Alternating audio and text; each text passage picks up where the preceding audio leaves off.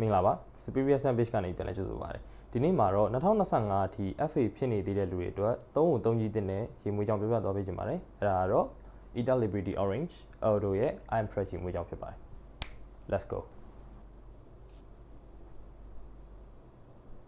ဒီရေမွေးထဲမှာအရန်ကိုလှတဲ့ green apple note တွေရဲ့နှင်းစီပန်း note တွေရဲ့အဆိုကြီးစူပါလို့ခေါ်တဲ့ဒီ chemical တစ်မျိုးပေါ့နော် woody note ထွက်အောင်လုပ်ထားတဲ့ chemical တစ်မျိုးရဲ့ note တွေပါတယ် note တွေများများဆဆတော့မပါဘူးဒါပေမဲ့ဒီရေမွေးကကျွန်တော်စွတ်တိုင်းလိုအမြဲတမ်း compliment ရခဲ့တဲ့ရေမွေးတစ်ခုထဲမှာပါတယ်ပေါ့နော်သူ့ရဲ့ performance longevity ကလည်း fresh ရေမွေးဖြစ်သည့်တိုင်အောင် skin မှာဆွတ်တာတော့9နာရီ10နာရီလောက်ထိရတဲ့ရေမွေးတစ်ခုဖြစ်တယ်ပေါ့နော်နောက်သူ့ရဲ့ Silage protection တွေကလည်းတော်တော်လေးကောင်းတယ်ရေမွေးကယောက်ျားလေးတွေလည်းသုံးလို့ရတယ်မိန်းကလေးတွေလည်းသုံးလို့ရတယ်ပေါ့နော်ဘာလို့လဲဆိုတော့အရင်ယောက်ျားလေးဆန်ဆန်မိန်းကလေးဆန်ဆန်လောက်ထားတဲ့ရေမွေးတစ်ခုထဲမှာမပါဘူး blue ဆွတ် compliment ရနိုင်တဲ့ရေမွေးတစ်ခုထဲမှာပါတယ်ပေါ့နော်ဘယ်နေရာမှာဆိုဆွတ်သွားလို့ရတယ်ပြီးတော့ဒီရေမွေးကဆွတ်တဲ့လူမများတဲ့အတွက်အဲ့လိုမျိုးအရင်လဲ unique ဖြစ်တဲ့ရေမွေးတစ်ခုထဲမှာပါတယ်ရေမွေးကြောင့်ပြောတာတော့ဒီလောက်ပါပဲအားလုံးပဲနောက်ဗီဒီယိုမှာပြန်တွေ့ကြပါမယ်